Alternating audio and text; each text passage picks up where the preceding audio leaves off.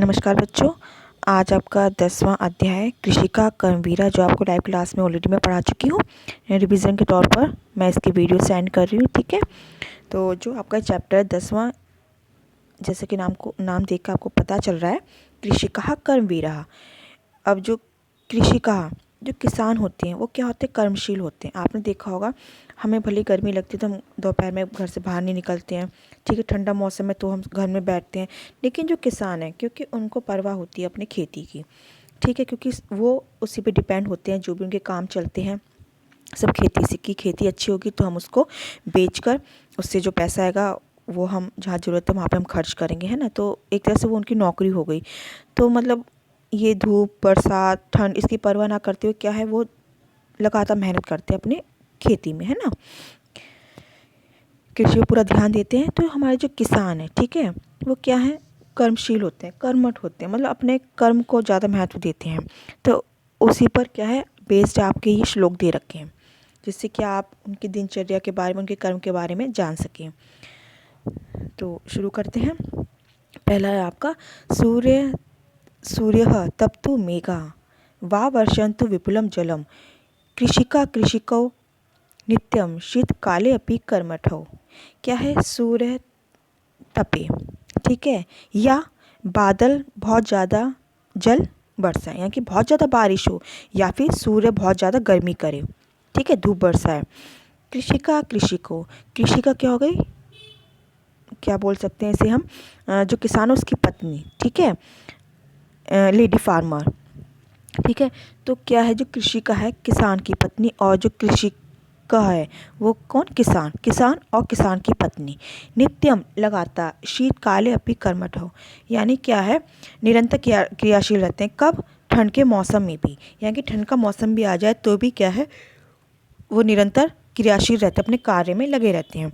तो वही है, चाहे कितनी बारिश क्यों ना हो और कितनी ही गर्मी क्यों ना पड़े, लेकिन जो किसान और किसान की जो पत्नी है वो ठंड में भी कर्मशील रहती हैं। नेक्स्ट है आपका ग्रीष्मे शरीरम सस्वेदम शीते कंपमयम सदा हलेन च कुदालेन तौ तु क्षेत्राणि कर्षतः। ग्रीष्म यानी गर्मी में, शरीर सस्वेदम क्या हो जाता है, पसीने से युक्त हो जाता है, ठीक है। सस्वेदम, स्वेदम होता है पसीना, स मतलब युक्त, ठीक है। शीते कंपमयम सदा, और ठंड में सदा कंपन हो शरीर में, ठीक है। गर्मी में भले शरीर क्या है पसीने से युक्त हो जाए, या ठंड में कंपमान हो जाए या कंपन युक्त हो जाए, ठीक है, कांपने लगे। हलेन च कुदालेन तौ तु क्षेत्राणि कर्षता। हल और कुदाल से, जिससे खोदने का काम करते हैं, हल आपको पता है कि जुताई का काम करते हैं। हल से क्या होता है, उसमें क्यारियाँ बनती चली जाती हैं, उसमें क्या करते हैं फिर किसान बीज फेंकते चले जाते हैं। और कुदाल क्या होता है, गड्ढा करने में, खुदाई के लिए होता है। जैसे खेत में हम खुदाई का घास वगैरह उखाड़ रहे हैं, गड्ढे कर रहे हैं ना, एक साथ जैसे सफाई सी करते हैं उस तरह से। तो हल से और कुदाल से, दोनों तो आ गया ना, दोनों के लिए, पति और पत्नी दोनों के किसान जो है दंपत्ति, उनके लिए तो क्षेत्राणी खेतों को जोतते हैं, ठीक है। यानी कि भले ही कितनी गर्मी हो, कितना ही उनके शरीर पर पसीना आ जाए, शरीर जो पसीने से युक्त हो जाए, भले ही चाहे शरीर उनका ठंड में कंपन युक्त हो जाए, बहुत ज़्यादा ठंड से कांपने लगे, लेकिन फिर भी क्या है, दोनों के दोनों हल और कुदाल से अपने खेतों को जोतते रहते हैं। नेक्स्ट आपका पादयो न पदत्राणे शरीरे वसनानि नो निर्धनम जीवनम कष्टम सुखम दूरे ही तिष्ठति। पादयो दोनों पैरों के लिए आया, ठीक है। न पदत्राणे, भले ही जूते क्यों ना हो, ठीक है, पैरों में भले जूते क्यों ना हो। शरीरे वसनानि नो, शरीर पर वस्त्र क्यों ना हो। निर्धनम जीवनम, मतलब वैसे वस्त्र, इसका मतलब ये कि जैसे ठंड का मौसम है, अब शहरों में तो क्या होता है, लोग जर्किन पहनते हैं और पता नहीं स्वेटर हैं और भी हुड, पता नहीं क्या क्या पहनते हैं। लेकिन बेचारे जो किसान हैं या जो गरीब लोग हैं, आपने देखा होगा वो सिर्फ कॉटन के कपड़े, जो एक सिंगल कपड़ा, उसी में क्या पूरी सर्दियाँ वो बिता देते हैं, क्योंकि उनके पास इतना पैसा नहीं होता कि वो अलग से इनका बंदोबस्त कर सकें, ठीक है। भले उनके पैरों में जूते ना हो या शरीर पर कपड़े ही क्यों ना हो। निर्धनम जीवनम कष्टम सुखम दूरे ही तिष्ठति। गरीबी से भरा जीवन और कष्ट से भरा जीवन, जो ये गरीबों का जीवन होता है, निर्धन जो है, ठीक है, इनका जीवन क्या है, कष्ट से भरा होता है। सुखम दूरे तिष्ठति, और सुख तो इनसे दूर ही रहता है। यानी कि कोई भी कंडीशन, कोई भी स्थिति ऐसी नहीं आती कि इनके जीवन में सुख आ जाए। क्योंकि क्या होता है, खेती पर निर्भर होते हैं, और खेती का तो आपको पता है, कभी बारिश से ख़राब हो जाती है, कभी ओले पड़ जाते हैं, ठीक है, कभी बारिश कम होती है और कभी बारिश बहुत ज़्यादा होती है। तो हर एक परिस्थिति में क्या है, इनको नुकसान ही होता है। अब आगे है आपका, गृहम जीर्णम न वर्षासु वृष्टिम वारितुम क्षमम तथापि कर्म वीरत्वम कृषि का नाम न नश्यति। यानी कि घर, जो टूटा फूटा जो घर है, बरसातों के मौसम में वृष्टि बारिश को क्या करने, वारितुम क्षमम क्या है, दूर करने में समर्थ नहीं होता है। जिनका टूटा फूटा घर होता है वो बरसात काल में बारिश को दूर करने में समर्थ नहीं होता है। तथापि फिर भी कर्म वीरत्वम कृषि का नाम न नश्यति, फिर भी कर्मशील जो हैं किसान, उनके कर्म को नष्ट नहीं करता है। फिर भी क्या है, किसानों का जो कर्मशीलता है उसको वो नष्ट नहीं कर पाती है। यानी घर चाहे, मतलब वही बात है, कैसी विषम परिस्थिति क्या क्यों ना आ जाए, लेकिन इनका जो कर्म है वो किसी प्रकार से बाधित नहीं होता है। यानी कि वो निरंतर अपने कर्म में लगे रहते हैं। वो रोने नहीं लगते कि नहीं हमारा घर ऐसा, बारिश हमारे घर में आ रही है, पानी भर रहा है, तो उसमें नहीं रहते कि चलो ये परेशानी, उसमें नहीं जूझते हैं, बल्कि क्या है, अपने कर्म में लगे रहते हैं। नेक्स्ट है आपका, तयो श्रमेण क्षेत्राणि सस्य पूर्णानि सर्वदा धरित्री सरसा जाता यशुष्का कंटक आवृता। तयो मतलब उन दोनों के लिए आया, किसान पति पत्नी दंपति, उनके लिए आया है। श्रमेण क्षेत्राणि सस्य पूर्णानि सर्वदा, श्रमेण उन दोनों के श्रम से, परिश्रम से, क्षेत्राणि जो खेत हैं, सस्य पूर्णानि फसलों से युक्त हो जा रहती हैं, सर्वदा हमेशा। यानी कि क्योंकि वो लगातार परिश्रम करते हैं, है ना, लगातार कर्म में लगे रहते हैं अपने, तो क्या है, हमेशा जो उनके खेत हैं वो फसलों से हरे भरे रहते हैं। धरती सरसा जाता, और जो धरती है वो क्या होती है, रसयुक्त हो जाती है। रस मतलब हरी भरी हो जाती है। वही हो गया ना, अगर सूखी होगी तो क्या है, उसमें रस टपकेगा नहीं, आएगा। तो क्या है, मतलब हर जगह हरियाली दिखाई देती है ना।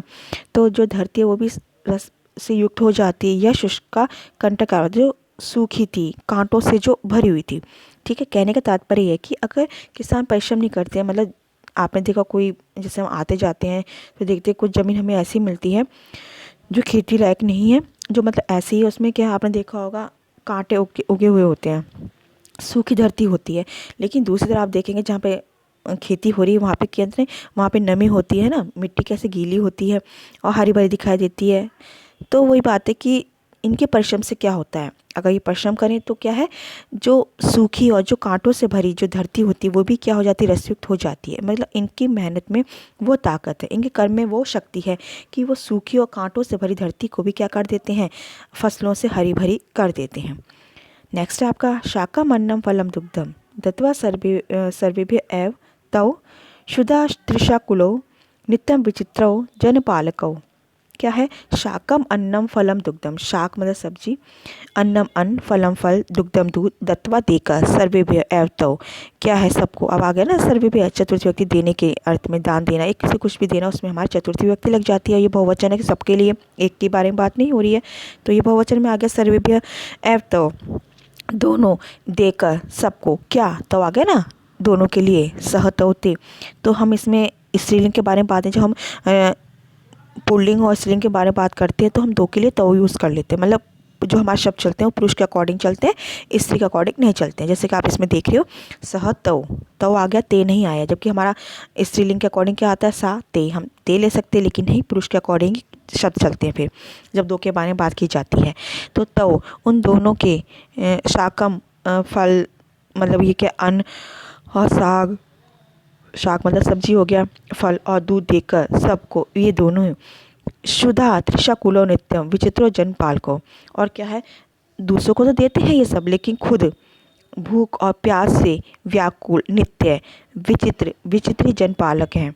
यानी कि लोगों का पालन करने वाले ये जो किसान पति पत्नी बहुत ही विचित्र हैं। क्यों विचित्र हैं, आगे ना, विचित्र और जनपाल को नित्यम, ये विचित्र हैं जो लोगों के पालन में क्या करते हैं, अपने भूख और प्यास को भूल जाते हैं, और क्या करते हैं, सबको सब्जी, अन्न, फल, दूध, मतलब इतनी कोशिश करते हैं कि कैसे भी करके हमारे जो लोग हैं, ठीक है, जो जनता है वो भूखी ना रहे। आपको पता है अन्न कौन उगाता है, किसान। हम ये मशीन से नहीं उगा सकते हैं, ठीक है। हम मशीन से फसल में से जो दाने उनको तो निकाल सकते हैं, लेकिन खेती तो किसान ही करते हैं। अगर वो भी ये सोचे कि नहीं ठंड का मौसम है, गर्मी का मौसम है, हम क्यों खेत में जाए, तो फसल ही नहीं होगी। अगर फसल नहीं होगी तो आप ही सोच सकते हैं कि जनता कहाँ से खाएगी, क्या करेगी वो।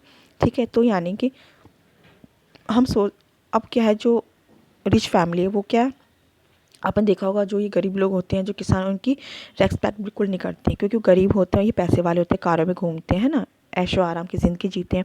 लेकिन उनको नहीं पता है कि अगर हमें अन्न नहीं मिलेगा तो क्या हो सकता है, जब हमें अन्न ना मिले तो हमें खेती करनी पड़ जाए, है ना, हमारी वही कंडीशन आ जाए। क्योंकि आज क्या है, हम बाज़ार से लेकर आ जाते हैं, हम अपनी नौकरी में व्यस्त रहती हैं, क्योंकि हमें ये चीज़ तो यहाँ से मिल रही है, लेकिन जब यही चीज़ हमको नहीं मिलेगी तो क्या हमें भी क्या है इसमें हाथ बटाना पड़ेगा।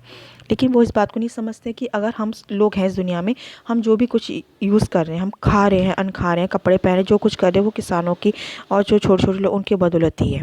ठीक है ना, तो हमें क्या है, किसी को भी कम कम नहीं आंकना चाहिए। ठीक है, सब अपना अपना काम का, सब अपनी मेहनत करें तो सब बराबर के हकदार होते हैं सम्मान के। ठीक है ना, तो बेटा ये आपका इस चैप्टर जो श्लोक दे रखे जिसमें इनका अनुवाद था, जब चाहे आप इसको समझ सकते हैं, जब भी आपको दिक्कत आए आप इसको देख सकते हैं। तो ये थी आज आपके 10वें अध्याय की वीडियो। ठीक है, तो अच्छे से पढ़िएगा, अगर कुछ दिक्कत आती है आप क्लास में आप पूछ सकते हो। Okay, thank you class.